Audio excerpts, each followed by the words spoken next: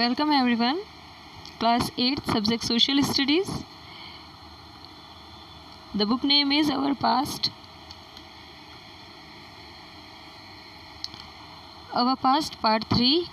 Our Past 3rd Part 1st.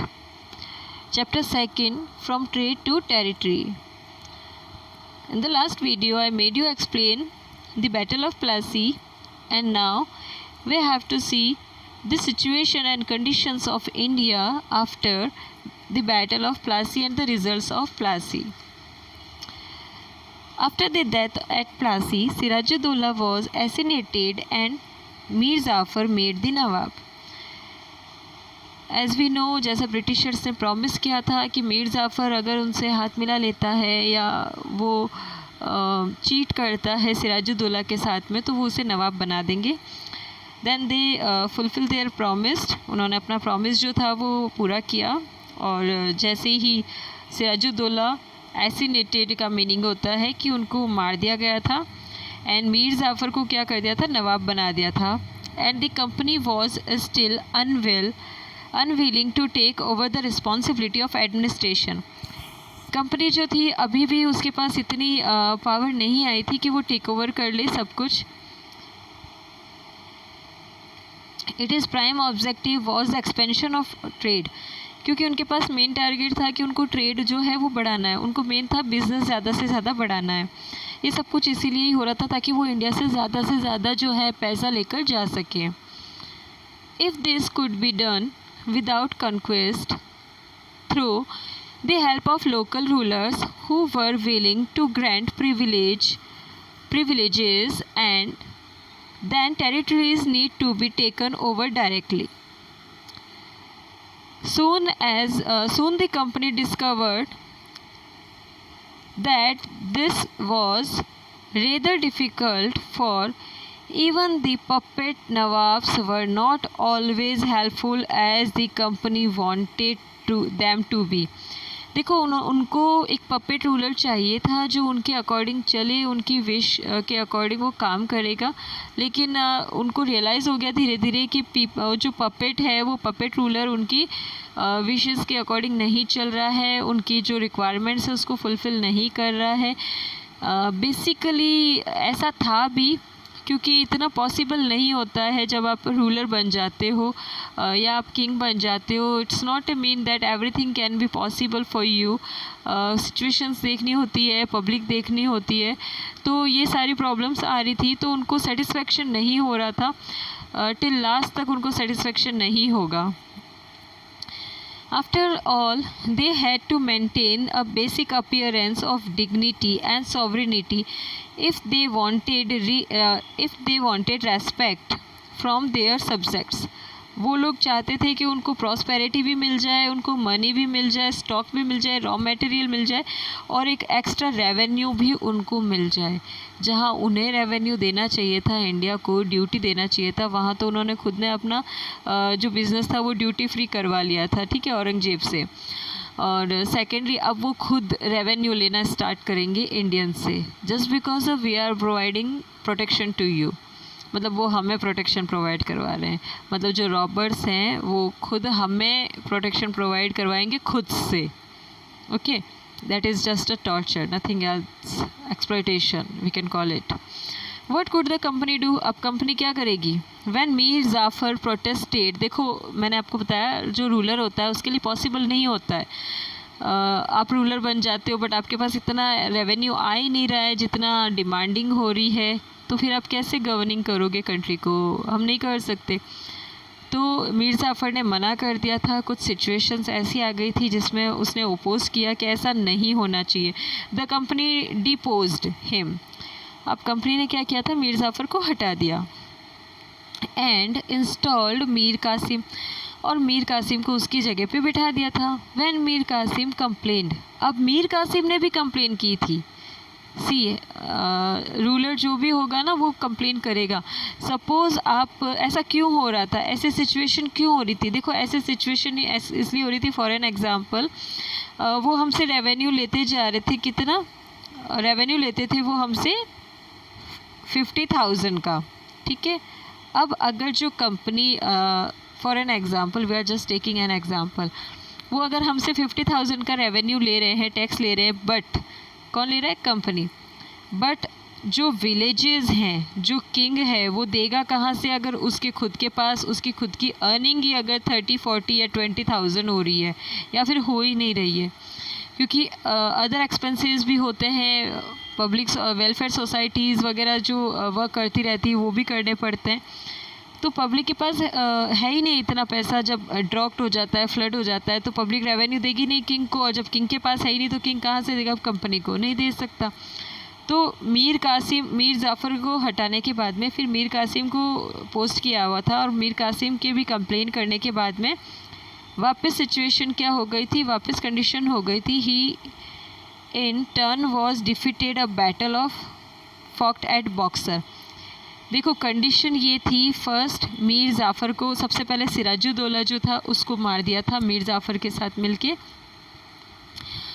Mir Jafar ने को जब नवाब बनाया था तो मीर जाफ़र ने उसको प्रोटेस्ट किया। प्रोटेस्ट मतलब होता है खिलाफत करना, अगेंस्ट जाना, मना करना किसी चीज़ के लिए। तो प्रोटेस्ट कर दिया, तो ब्रिटिशर्स ने क्या किया? उसको डिपोस्ट कर दिया। डिपोज यानी उसको हटा दिया उसकी पोस्ट से, और उसकी जगह किसको बिठा दिया? मीर कासिम को। अब सिचुएशन इज़ दैट कि मीर कासिम आ जाता है, मीर कासिम भी सेम सिचुएशन फेस करता है, and he also complaint against of Britishers. वो खुद मना कर देता है ये सारे, जो एक्चुअली ब्रिटिशर्स बहुत ज़्यादा डिमांड कर रहे थे कंसेक्शंस की, हर चीज़ की, तो उसने भी मना कर दिया मीर कासिम ने। रिज़ल्ट ये निकला, एक और बैटल हुआ, that battle was boxer. Battle of boxer हुआ था, जिसको बॉक्सर का युद्ध, बॉक्सर की लड़ाई, battle of boxer, boxer war ऐसा बोला जाता है। ये बैटल हुआ था 1764 में, driven out of Bengal, and Mir Jafar was reinstalled. और हुआ क्या था? ऑब्वियसली जीत किसकी हुई थी? ब्रिटिशर्स की हुई थी। तो मीर कासिम जो था उसको हटा दिया और वापस री इंस्टॉल किया गया किसको? मीर जाफ़र को। दी नवाब हैड टू पे, लेकिन अब सिचुएशन ये थी कि नवाब को यानी कि मीर जाफ़र को पे करना पड़ेगा कितना? 5 lakh rupees every month to company, but company wanted more money. अब कंपनी को और ज़्यादा पैसे की ज़रूरत थी, मतलब 5 लाख तो है ही है, और ज़्यादा डिमांड करने वाली है वो। क्यों करने वाली थी? Because of they wanted money, just because of financial matters like wars and meet the demands of trade and its other expenses। Company के खर्चे बहुत थे, बहुत ज़्यादा थे। उनको एक तो किंग वाली लाइफ चाहिए थी जो उन्होंने कभी लाइफ में नहीं देखी थी, ठीक है? या दैट इज़ ट्रू, उन्होंने कभी नहीं देखा था। ब्रिटिशर्स तो क्या है, मतलब जो भी आउटर अटैकर्स आए हैं, जो भी किंग हुए हैं, जो भी बाहर से थे, उनमें से किसी ने भी इतना ज़्यादा जो डिग्निटी, सॉवरेनिटी वाली लाइफ होती है, जो एक ऐशो आराम वाली लाइफ होती है, किंग वाली रॉयल लाइफ, वो उन्होंने किसी ने भी नहीं देखी थी। अलाउद्दीन खिलजी ने, बाबर ने, महमूद गजनी ने, गजनवी ने, किसी ने भी नहीं देखी थी। इवन ब्रिटिशर्स ने भी नहीं देखी थी। क्वीन ऑफ जो ये थी इंग्लैंड, विक्टोरिया हो या एलिज़ाबेथ हो, उन्होंने भी नहीं देखी थी। तो ऑब्वियसली है ग्रीड होना, उनके मन में आना, ग्रीडी बनना। तो ब्रिटिशर्स के खर्चे बढ़ते जा रहे थे, वो ट्रेड को ज़्यादा से ज़्यादा बढ़ाना चाहते थे, तो उन्होंने क्या किया था? उन्होंने और ज़्यादा डिमांड करनी स्टार्ट कर दी थी। It wanted more territories. अब उन्होंने क्या किया? इंडिया की जो टेरिटरीज़ थी, देखो ज़्यादा से ज़्यादा उन्होंने रूल किया था। बहुत से ऐसे अभी किंगडम हैं, कुछ किंगडम ऐसे हैं लाइक झांसी, जो बहुत लेट उनके कवर में आया था। तो झांसी हो गया, महाराष्ट्र हो गया, जहाँ पे मराठास ज़्यादा रह रहे थे।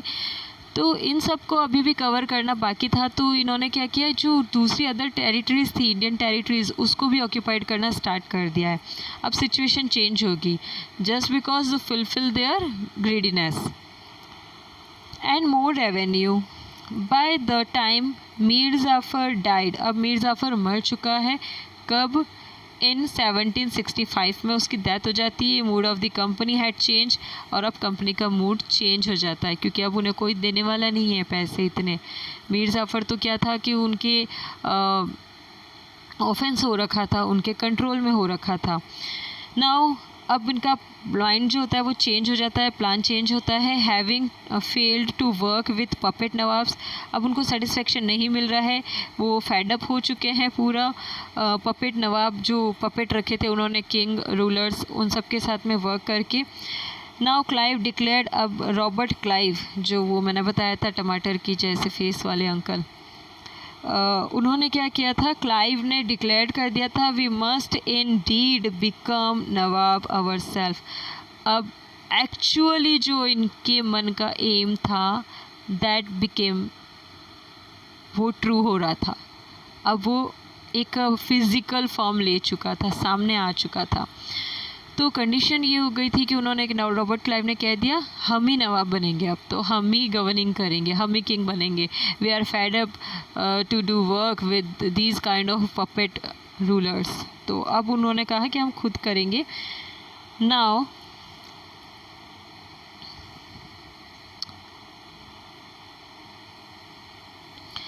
finally in 1765 the Mughal emperor appointed the company as the Diwan of the provinces of Bengal. अब बंगाल के भी प्रोविंसेस बना दिया गया था। किसको? मुग़ल एम्पियर जो थे उनको, उन्होंने कंपनी को बनाया था, सॉरी, कंपनी जो थी वो अब दीवान जो थी वो मेन कंपनी बन चुकी थी।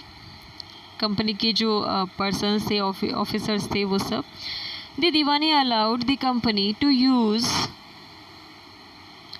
The vast revenue resources of Bengal. This solved a major problem that the company had earlier faced। अब कंपनी के सामने वही चीज़ आ गई थी कि वो ज़्यादा से ज़्यादा रेवेन्यू लेना चाहती थी, लेकिन उसके सामने भी वही प्रॉब्लम फेस कर रहे थे वो लोग भी। This solved a major problem that the company had earlier faced. From the early 18th century, its trade with India had expanded। अब जो इंडिया में बिज़नेस था उनका बहुत ज़्यादा एक्सपेंड हो चुका है, और अब वो चाहते थे कि वर्ल्ड में भी एक्सपेंड हो जाए। तो इसके लिए ज़रूरी था वॉर किया जाएगा, बिज़नेस बढ़ाने के लिए भी पैसा चाहिए था, वॉर करने के लिए भी चाहिए था। तो वो ये सारा सब कुछ इंडिया से ही क्या करना चाहते थे, वसूल करना चाहते थे। This solved a major problem that the company had earlier faced. From the 18th century, its trade India had expanded, but it had to buy most of the goods in India with gold and silver imported from Britain। जिनको gold का मतलब भी नहीं पता था, देखो वो लोग क्या करते हैं, इंडिया से सारा गोल्ड और सिल्वर लेके चले जाते हैं और पहनते आज भी नहीं है। बट उनको ये पता था कि इनकी इंटरनेशनल मार्केट में इनकी वैल्यू बहुत ज़्यादा है। ये जो मेटलिक्स चीज़ें होती हैं इन सब की, और जो एंसेंट स्टैच्यूज़ होते हैं इन सब की आज भी होता है, आज भी इंटरनेशनल लेवल पे हैंडीक्राफ्ट्स की इनकी बहुत वैल्यू है। इंटरनेशनल मार्केट में बहुत प्राइस इनकी हाई जाती है, तो उससे भी मनी अर्न कर सकते थे ये लोग, और ये चाहते थे। This was because at this time Britain had no goods to sell in India. अब ब्रिटेन के पास में क्या है, इंडिया में कुछ बेचने के लिए है ही नहीं। अब इंडिया में वो क्या बेचेंगे, उनके पास कुछ नहीं है, वो बाहर चले गए थे। अब वो इंडिया से ले जा रहे थे चीज़ें। पहले वो सामान देने आए थे इंडिया में, मतलब गुड्स इंडिया में लाके उसको सप्लाई करते थे। गुड्स का मीनिंग होता है, देखो, चीज़ें, ठीक है, GST हम पढ़ते हैं ना, गुड्स सर्विस टैक्स। तो ये है गुड्स का मतलब होता है सामान, जो बिज़नेस में हम सामान ख़रीदते हैं, जो स्टॉक रहता है, चीज़ें रहती है, मल्टीपल हो सकती है, बहुत तरह की हो सकती है, तो उन सब को कहा जाता है क्या, goods. The outflow of gold from Britain slowed after the Battle of Plassey and entirely stopped after the inception of दीवानी। देखो इन्होंने स्टार्टिंग कर दिया है पूरा। इंडिया को लूटने के लिए ज़रूरी है आप किसी भी चीज़ को लूटो, ठीक है, रॉबरी करने के लिए ज़रूरी है you have the authority, you must be authorised of that thing. आपको अगर कोई, सपोज़ आपको कोई चीज़ चोरी भी करनी है, आपको छीननी है, या तो ये होता है कि आप चोरी करके ले जाओ, आप चोरी नहीं कर सकते हो। और देखो, चोरी तो होता है, छोटी चीज़ों की चोरी हो सकती है, बड़ी चीज़ों की चोरी नहीं होती है, वो फिर हेरा फेरी होती है या फिर ज़बरदस्ती होता है। अगर आप किसी की कोई चीज़ लेना चाहते हो, सपोज़ आप किसी की कोई प्रॉपर्टी लेना चाहते हो, ठीक है, तो वो प्रॉपर्टी आप कब ले सकते हो, जब आप उसके ऑनर बन जाओगे। तो ऑनर बनना ज़रूरी है, यही इन लोगों ने किया था। ऑनरशिप जो होती है वो अपने नाम कर ली थी जब वो दीवान बने थे। और दीवानी जब उनके हाथ में आ गई थी, दीवानी एक word, it's not mean like a song and all. दीवानी का मतलब होता है कि वो लैंडलॉर्ड बन चुके थे, उस ज़मीन के मालिक बन चुके थे, वहाँ के किंग वही थे। अब वही होगा जैसा वो लोग बोलेंगे। तो वहाँ आप क्या कर सकते हो, अगर सपोज़ आपको किसी की प्रॉपर्टी है उसको छीनना है, या आपको उसको लेना है, या आपको उसको सेल आउट करना और मनी अर्न करनी है या कहीं ट्रांसफ़र करना है, तो ज़रूरी है कि आप उसके ऑनर बन जाओ, ज़बरदस्ती बनो। तो अब यही किया था ब्रिटिशर्स ने, वो ज़बरदस्ती ऑनर बन चुके थे, यहाँ के किंग बन चुके थे, गवर्निंग करना शुरू कर देंगे वो, इसीलिए वो गवर्नर बने थे। गवर्नर वर्ड भी हमारे वहीं से आया है। और उन्होंने क्या किया था, शुरू में ये सब चीज़ें बहुत स्टेप वाइज स्टार्ट की थी, और लास्ट जो फाइनल टारगेट आना था कि वो खुद किंग बनने थे, वो बन चुके थे। Now revenues from India could finance company expenses. अब कंपनी के जो एक्सपेंसेस थे वो अभी भी रेवेन्यूज़ जो थे वो इंडिया ही निकाल रही थी, उनके कंपनी के खर्चे इंडिया निकाल रही है, जिसका कोई लेना देना ही नहीं है, ठीक है। These revenues could be used to purchase cotton। अब ये रेवेन्यू जो ये हमसे ले रहे थे ना ब्रिटिशर्स टॉर्चर करके, वो रेवेन्यू का यूज़ होता था क्या लेने में, एक तो कॉटन भी ले जाते थे, सिल्क ले जाते थे, टेक्सटाइल्स इन्होंने एस्टेब्लिश की थी इंडिया में, मेंटेन कंपनी ट्रूप्स, कंपनी की काफ़ी ऐसी मीटिंग बिजनेस ट्रिप्स जो होती थी वो भी, and cost of building the company fort. Company का इन्होंने यहाँ पे फोर्ट भी बनाया था। I told you in the Surat उन्होंने सबसे पहले एस्टेब्लिशमेंट डाला था अपना, फिर कालीकट में डाला था, and offices at Calcutta. Now company officials become nawabs. What did it mean to be nawabs. अब क्या हो गया था कंपनी के नवाब बनने के बाद में, it meant of course that the company acquired more power and authority, but it also meant something else। Company बन चुकी थी, पावरफुल बन चुकी थी, रूलर बन गई थी, किंग बन गई थी, टैक्स लेना शुरू कर दिया था, अब भी उनको और चीज़ों की ज़रूरत थी। मतलब वो रॉबरी भी कर लिया है, एक्सप्लॉइट भी कर दिया है, अब पता नहीं और क्या चाहिए, फिर भी उनको ज़रूरत थी।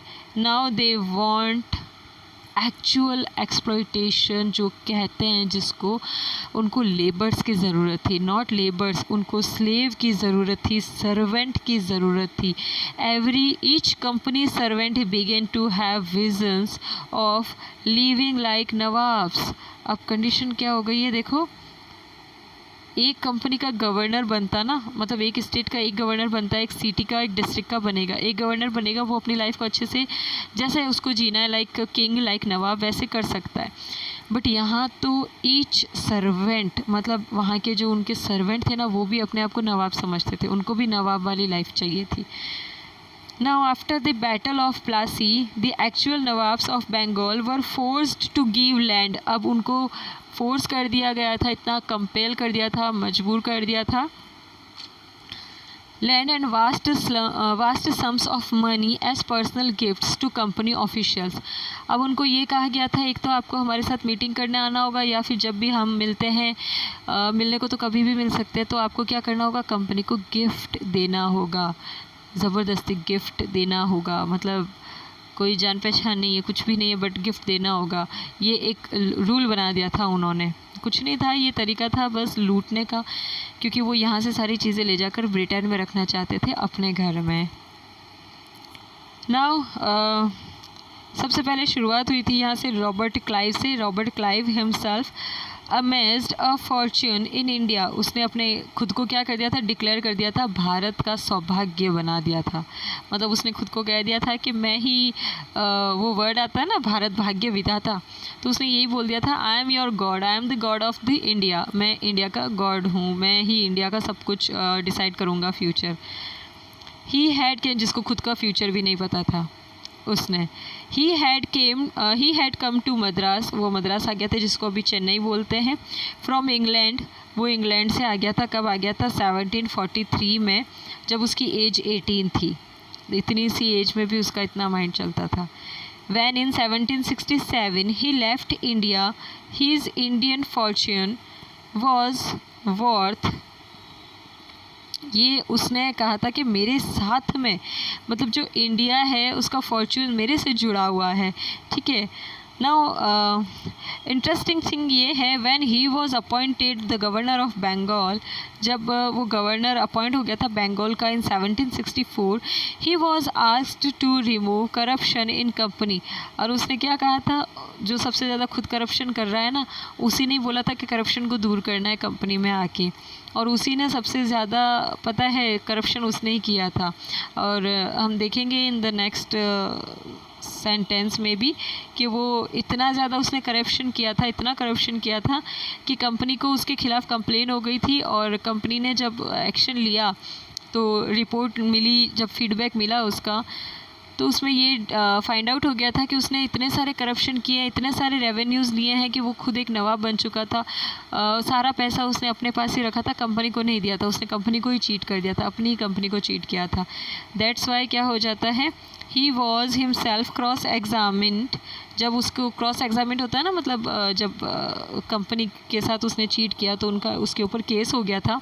और केस होने के बाद में, ये केस हुआ था उस पर 1972 में, जो काफ़ी टाइम तक चला था उस पर। और सिचुएशन ये हो गई थी कि ब्रिटिश पार्लियामेंट में जब उसको सस्पिशियस भी मिला था, मतलब उस पर शक हो गया था कि उसके पास इतना पैसा सडनली कैसे आ गया, तो उस पर डाउट हुआ। और जब उसको लग गया कि वो गिल्टी में है और अब वो नहीं बचेगा, तो उसने क्या किया था, ही कमिटेड सुसाइड, उसने सुसाइड कर लिया था। नाउ अगर वो नहीं भी करता तो भी कंपनी वाले खुद ही उसे मार देते। Okay, enough for today. In the next video we will continue this topic and this chapter. We will read company rule expends. हम पढ़ेंगे कि कंपनी ने कैसे खुद का जो रूल था वो एक्सपेंड करना स्टार्ट कर दिया था। Till then take care of your self. Thank you for the watching.